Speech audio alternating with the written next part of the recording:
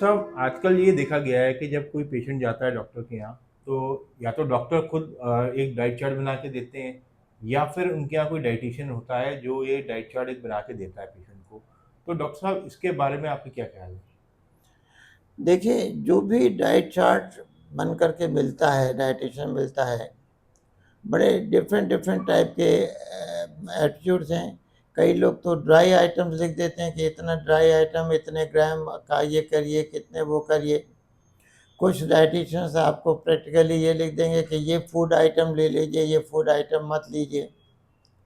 वो और क्वांटिटी लिख देंगे कि इतनी क्वांटिटी खाइए, उतनी क्वांटिटी खाइए, कि ये 1100 कैलोरी की डाइट है, ये 2000 कैलोरी की डाइट है, ये 2200 कैलोरी डाइट है। ये जितना भी फूड चार्ट और जितने ये हैं, ये शॉर्ट पीरियड के लिए तो और एक्यूट फेज के लिए तो डेफिनेटली वर्क करते हैं। आदमी कॉन्शियस होता है और जब इलनेस होती है, उसे प्रॉब्लम्स हो रही होती हैं, तब वो डेफिनेटली फॉलो करता है। पर लॉन्ग पीरियड के लिए ये इम्प्रैक्टिकल हो जाते हैं, क्योंकि ये पर्सनलाइज नहीं है। ये आदमी की लाइफ स्टाइल, आदमी की फ़िज़िकल एक्टिविटी, आदमी का कल्चर, आदमी की हैबिट्स, लाइकिंग्स, डिसलाइकिंग्स, उनको नहीं कंसिडर करते हैं। तो उसकी रिज़ल्ट ये हो जाता है कि आदमी इनको लंबे टाइम तक फॉलो नहीं करता है और वो ऑन पेपर ही बने रह जाते हैं।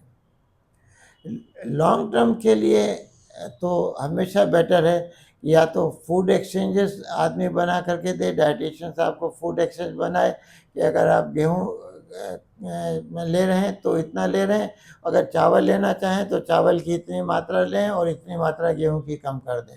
ये फूड एक्सचेंजेस होते हैं, तो ऐसे फूड एक्सचेंजेस का आपको बना के दें, तब तो आपके लिए बेटर है। या आप the calorie and carbohydrate calorie count बनाएं कि आप कितनी कार्बोहाइड्रेट पर डे खा रहे हैं, अलग अलग फूड आइटम्स की कार्बोहाइड्रेट कौन से उसका लें। उसके लिए बहुत से चार्ट्स अवेलेबल हैं, बहुत से वो सॉफ्टवेयर्स में भी आजकल आने लगे हैं, जिससे कि आप अपनी कैलोरी काउंट और ये काउंट कैलकुलेट कर सकते हैं। उस हिसाब से डाइट को प्लान करें और मॉडिफाई करते रहें। और कई बार वो भी जब आदमी को कम्बरसम लगता है, तो बेस्ट रहता है कि आप होममेड फूड खाइए, लिमिटेड क्वांटिटी खाइए, ग्रीन लीफी वेजिटेबल्स एंड सलाद को बढ़ा दीजिए, अपना बॉडी वेट मेंटेन रखें और अपने एब्डोमिनल गर्थ को मेंटेन रखें। अगर वो मेंटेन्ड है तो फिर सब चीज़ आपकी पर्पस आपका अचीव हो गया। फिर वेरिएशंस फूड के और उसके सब ख़त्म हो जाते हैं। जी। तो बेस्ट यही है कि लॉन्ग टर्म के लिए आप अपना पर्सनलाइज्ड रखें, जो आपके ideal body weight and ideal circumstances को अचीव करने में आपको हेल्प कर सकता है और मेंटेनेंस में आपको हेल्प कर सकता है। और whole food, home made cook food is the best out of the all. तो डॉक्टर साहब जैसे जब मरीज आपके पास आता है, हम लोग जैसे खाने के बारे में बात कर रहे हैं, तो ज़्यादातर मरीज आपसे खाने के बारे में क्या प्रश्न करते हैं? देखिए, अपने यहाँ पे ज़्यादातर सबसे पहले क्वेश्चन तो यही पूछा जाता है कि क्या मैं चावल खा सकता हूँ, आलू खा सकता हूँ, मिठाई कभी कभार खा सकता हूँ, मीठी चाय पी सकता हूँ। ज़्यादातर ये सवाल वो पूछता है। पर कभी सोचिए कि क्या केरल में या बंगाल में डायबिटीज़ नहीं होती है, जिनका कि स्टेपल डाइट ही राइस है। जैसे अपने यहाँ पे गेहूँ स्टेपल डाइट है, उनकी स्टेपल डाइट में राइस है। तो ये एक सवाल थोड़ा-सा अपने माइंड में बड़ा अनयूजुअल हो जाता है। असलियत में it is not an individual item. जब हम खाते हैं तो रोटी भी खाते हैं, सब्ज़ी भी खाते हैं, उसमें सब्ज़ी में घी भी डला होता है, मसाले भी डलते हैं और सभी चीज़ का एक कॉम्बिनेशन होता है। दाल भी खा रहे होते हैं। जो जो 2-3 चीज़ें मैटर करती हैं कि जो होलसम फूड है, उसका ग्लाइसेमिक इंडेक्स डिफरेंट होगा देन इंडिविजुअल आइटम्स जिसके कि हम ग्लाइसेमिक इंडेक्स की बात करते हैं। एंड क्वांटिटी के ऊपर डिपेंड कर जाएगा कि ग्लाइसेमिक लोड कितना होता है जा कर के। तो अगर हम कम्प्लेक्स जब होलसम मील खाएं और स्मॉल क्वांटिटी में खाएं तो वो हमेशा बेटर है। इतना हार्ड एंड फास्ट न सोचें कि मैंने कभी मीठी चाय नहीं पीऊँगा या एक आधा पीस शुगर का मिठाई का नहीं खा लूँगा या बिल्कुल चावल नहीं खाऊँगा तो मैं शायद बहुत बड़ा अचीवमेंट कर लूँ, तो ऐसा बड़ा अचीवमेंट नहीं होगा। ऐसे ही फलों के बारे में है कि फलों के बारे में भी है कि भाई मैं ये अंगूर खा लूँ या कभी आम का टुकड़ा मैं खा लूँ या वो खा लूँ। तो अगर आप थोड़ा बहुत खाते हैं, चाहे कितना भी स्वीट फ्रूट है, तो कोई बात नहीं। बल्कि कई बार अनयूजुअल चीज़ें जैसे मैंगो का ग्लाइसेमिक इंडेक्स लो है इन कंपैरिजन टू आलू। आलू का ग्लाइसेमिक इंडेक्स बहुत हाई है। शकरकंदी स्वीट पोटैटो कहलाता है, पर उसका ग्लाइसेमिक इंडेक्स लो है। सो ये हर चीज़ आप रोज़ खाते समय एक-एक आइटम को समझ के खाना वो प्रैक्टिकल नहीं होता है। द बेस्ट रहता है कि आप होममेड होलसेल मील खाइए और उसके क्वांटिटी को लिमिटेड रखिए, जो आपके टेस्ट के अकॉर्डिंग हो, आपके कल्चर के अकॉर्डिंग हो, आपके उसके अकॉर्डिंग हो, तो वो आप खाएँ तो बहुत रहता है। तो सर आपका ये कहना है कि ऐसा नहीं है कि आप कुछ आइटम्स को बिल्कुल ही अवॉइड कर दें। आप खा सकते हैं, थोड़ी थोड़ी मात्रा में खा सकते हैं और उन फूड के साथ मिला के खाएं जिनका हाई ग्लाइसेमिक इंडेक्स है, तो वो आपको नुकसान उतना नहीं करेंगे। देखिए ये नहीं है कि जिनका हाई ग्लाइसेमिक इंडेक्स है उनको खाइए।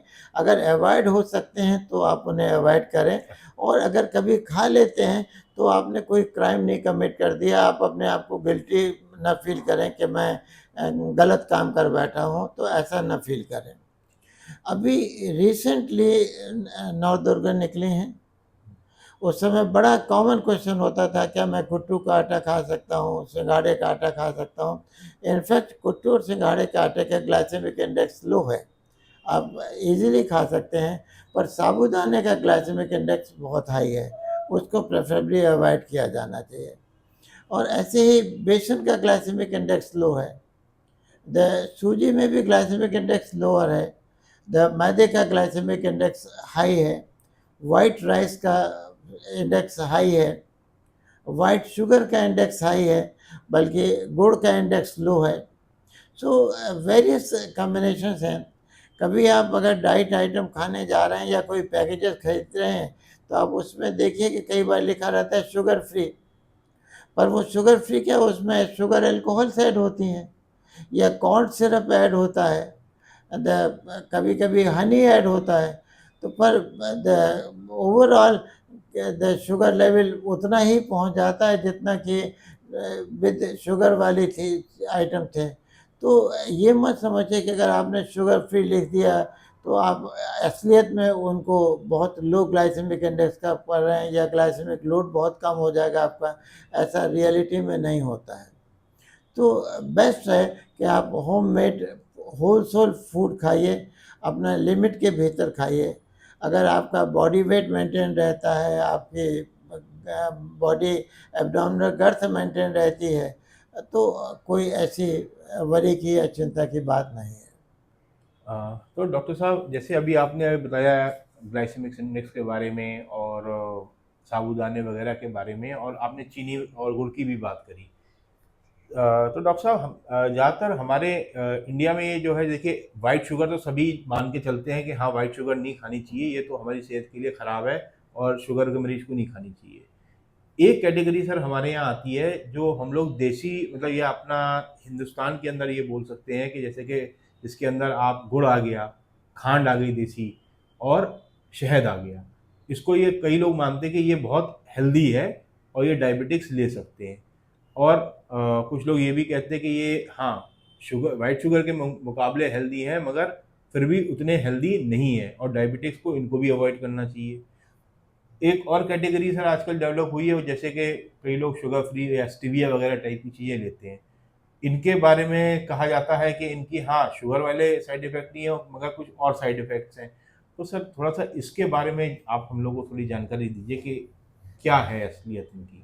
देखिए, शुगर जो गुड़ है उस वो out of the all varieties सबसे बेस्ट है। और फिर उसके बाद में ब्राउन शुगर को यूज़ कर सकते हैं, वो बेटर है उसके मुकाबले में। ये नहीं है कि वो 100% बेटर है, ये कंपैरिजन है वाइट शुगर से, जिसके मुकाबले में ये बेटर है। दूसरी चीज़, जहाँ तक इसका सवाल है, शहद वगैरह का सवाल है, शहद इक्वली हार्मफुल है, वो बहुत बेनिफिशियल नहीं है। और आजकल जितना प्योर शहद का मिलना बहुत रेयर है, और ज़्यादातर वो कॉर्न सिरप या वेरियस सिरप्स ही होते हैं जो इक्वली हार्मफुल हैं। जो ये शुगर फ्री टैबलेट्स आ रही हैं या स्टीविया आ रहा है, वो आ रहा है, उनके अगेंस्ट काफ़ी कंट्रोवर्शियस हैं। कुछ मेलिग्नेंसी के रिपोर्ट्स भी हैं कि उनसे मेलिग्नेंसी वगैरह भी होती है, जैसे और कैंसर टाइप उसको की जो है, चीज़ें। तो उनको लेने का कोई बहुत एडवांटेज या बहुत वो नहीं है। प्रेफरेबली अगर बहुत ज़रूरी ना हो तो उनको अवॉइड ही किया जाना चाहिए। जो है, और जहाँ तक संभव है द टोटल शुगर कंटेंट कम हो, और अगर आप ब्राउन शुगर या गुड़ ले रहे हैं तो वो कंपैरेटिवली बेटर है in comparison to white sugar. हाँ, यानी आपका सिर्फ वही कहने का मतलब है कि अगर वाइट शुगर की जगह हम गुड़ या ब्राउन शुगर लें और वो भी बहुत ज़्यादा क्वांटिटी में नहीं लें, लिमिटेड क्वांटिटी में लें, तो वो उतना नुकसान नहीं करेगी जितना वाइट शुगर।